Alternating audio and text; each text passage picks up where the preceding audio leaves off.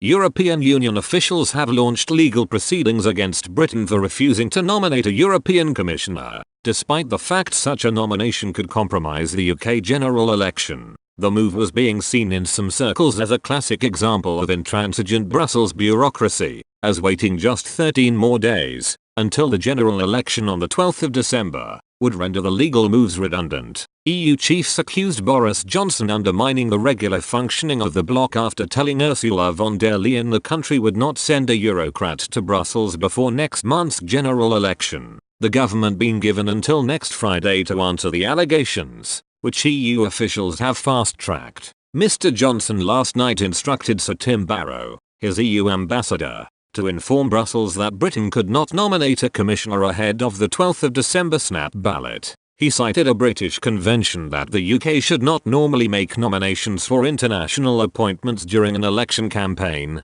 the implication being the nomination implicitly hinges on the outcome of the election. But Brussels hit back, saying Britain was in breach of its EU treaty obligations by not nominating a commissioner because it is still a member state. EU officials allege that the Brexit-supporting government was hiding behind their domestic legal system to avoid putting forward a name. The bloc demanded an answer by the end of next week as Mrs von der Leyen hopes to be in office by the 1st of December. In its letter, the UK authorities consider that they are not in a position to suggest a candidate for the post of EU Commissioner in view of the upcoming general election, officials said. The European Commission recalls that, in accordance with established EU case law, a member state may not invoke provisions prevailing in its domestic legal system to justify failure to observe obligation arising under Union law. A European Commission statement added, "The United Kingdom is invited to submit its aberrations on the letter of formal notice at the latest by Friday, November 29,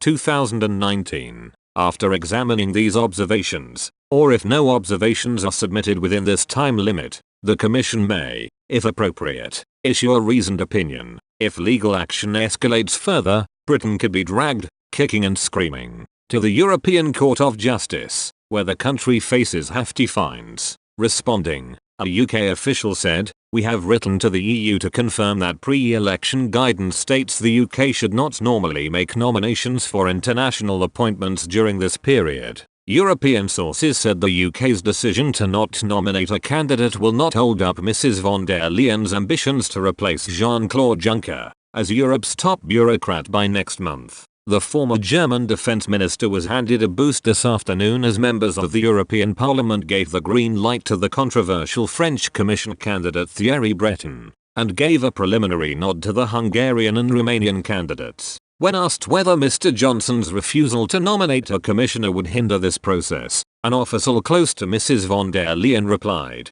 "None." A senior EU diplomat added, "On a political level, it has no importance. On a legal level, that might be an issue." Ramona's seized on the EU's actions, using it as a stick to beat Mr. Johnson with. Caroline Voden, leader of the Lib Dem MEPs, said, "Under Boris Johnson, Britain's reputation in Europe lies in tatters. We should be leading in Europe, not leaving. A UK commissioner would ensure we are treated as equal partners as an EU member state and fully represented in Ursula von der Leyen's new commission. Boris Johnson should urgently consult with other parties and propose a candidate capable of furthering the interests of the EU as a whole." Last night, Sir Tim stressed that Britain could not nominate a commissioner because of the current election campaign. The ambassador cited Purdah rules, which cast doubt over the process of making international appointments. The Cabinet Office's General Election 2019 guide states, "The UK should not normally make nominations or put forward candidates for senior international appointments,